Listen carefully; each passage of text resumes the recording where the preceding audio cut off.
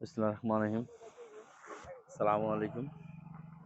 আসলে এই সকল উদ্দেশ্যে বলছি যে আমারা সবাই জিগা যে আপনি এত দল থাকতে হেজবুত তৌহিদে কেন আসলেন?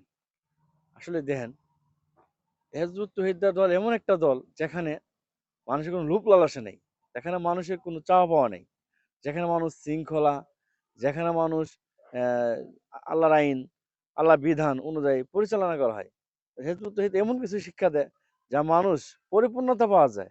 এখানে আসি এমন কিছু পরিপূর্ণতা পাচ্ছি যা মনে করেন বলা শেষ নেই।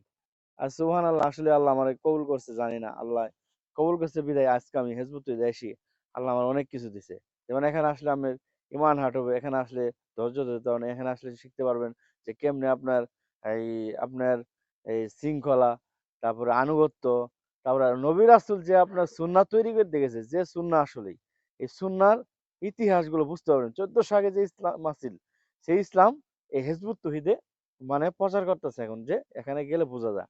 আমাদের দেখেন হেজবুত তাওহীদের মানুষ সবাই বলে এই বিভিন্ন কিছু মানে মাসালা, বিভিন্ন কিছু বিভিন্ন জন বলে যে এখানে বিভিন্ন বিভিন্ন কিছু বলে, আসলে এগুলো এখানে যারা যাবে তারাই বুঝতে পারবে, না গেলে বোঝা যাবে না।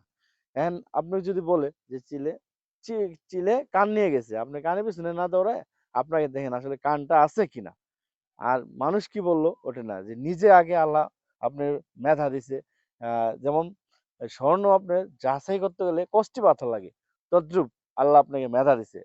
আর এর মধ্যে আল্লাহ রাসূল কোরআন এবং কি হাদিস অনুযায়ী দিয়ে গেছে যে সেটা পর্যবেক্ষণে দেখার জন্য। আমরা না দেখি আমরা হইলো একজনের কারিগরি জ্ঞান থাকলে কেউ জ্ঞান যদি কাজে না লাগাই, তাহলে কি আপনি কারিগরি জ্ঞান দিয়ে কি করবেন আপনি? আসলে তো তা না, আপনাকে কাজে লাগাইতে হবে। যে জ্ঞানটা আপনার তখনই হবে, জ্ঞান আসে আল্লাহর তরফ থেকে। আল্লাহ কখন কারে জ্ঞান দিবে বলা যায় না। যে এই শুধু তো বললে হয় না যে পাহাড় পরিমাণ আপনি লেখাপড়া করলে হবে না, লেখাপড়ার কাজটা লাগাইতে হবে। এই জন্যই আমি বলতে চাই আপনারা বিভিন্ন মত না দিক দিয়ে আপনারা সবাই আসেন, এসে দেখেন যে আসলে তারা কি কার্যক্রম করতেছে, এগুলো বুঝেন।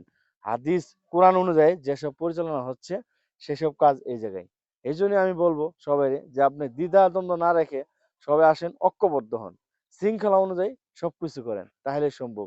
আর দেখেন আজকে আমাদের সমাজ আল্লাহ বিধান নাই করে আমরা মানুষের দেওয়া বিধান রচিত করছি, যার জন্য আজকে আমাদের শান্তি নেই, অশান্তি। সমাজে কেউ মনে করেন কাউরে মানতে পারতেছি না। এখন দেন আমার অনেক শিক্ষা আছে, আমি মনে করি, ধুর ওই ওই কি শিক্ষা, অত দু কলমও নেই, কিন্তু আল্লাহ তোর কাছে অনেক শিক্ষা দিতে পারে, বলা যায় না। এই জন্যই আসুন সবাই মিলি ঐক্যবদ্ধ হই, আল্লাহ রাসূল যে আমাদের কোরআনের এবং সুন্নাহ দিয়ে গেছে সেই অনুযায়ী কাজ পরিচালনা করি। এই হলো আমার শেষ পর্যায়ে, যে আসলে আমাদের মাননীয় ইমাম হোসেন মোহাম্মদ সেলিম উনি ডাক দিয়েছেন যে আসো আল কোরআন প্রতিষ্ঠা করে মানুষের সুন্দর জীবন ব্যবস্থা তৈরি করার জন্য, যাতে রাষ্ট্রীয়ভাবে সবাই সবাই যেন শান্তিতে ঘুমাইতে পারে। ইসলাম এমন ইসলাম তৈরি হবে যাতে মানুষ দরজা খুলে ঘুমাবে ইনশাল্লাহ। এই জন্য আসুন। আর আমাদের যেন এই কুমিল্লা, নোয়াখালী, চাষিরহাট, সোনাইমুড়ি, ওখানে গেলে বুঝতে পারবেন যে আমাদের পান কেন্দ্রগুলা, ওখানে অনেক কিছু আছে, আপনি না গেলে বুঝবেন। মানে 1400-2000 লোক সব সময় এক জায়গায় রান্না খেতেছে, এক জায়গায়, কিন্তু কখনো বিশৃঙ্খলা দেখবেন না। ওখানে যদি কারো কোনো কিছু হারায়, সেক্ষেত্রে দেখবেন ওখানে আমাদের একটা রুম আছে, সেই রুমের ভিতরে রাখা আছে, কিন্তু আপনি আপনি জিনিস সহজে খুঁজে পাবেন, কিন্তু একটা লোকও কারো জিনিস নিবে না। ইনশাল্লাহ আসুন আমরা সবাই মিলে এমন ইসলাম তৈরি করি যাতে সবাই শান্তিতে ঘুমা, মা বোনেরা যেন ভালো জানে রাস্তাঘাট বিভিন্ন কিছু তারা শান্তিতে এবং নির্ভয়ে চলাফেরা করতে পারে। এই জন্যই আমার বক্তব্য শেষ করছি। আসসালামু আলাইকুম রহমতুল্লাহি ওয়া বারাকাতুহু।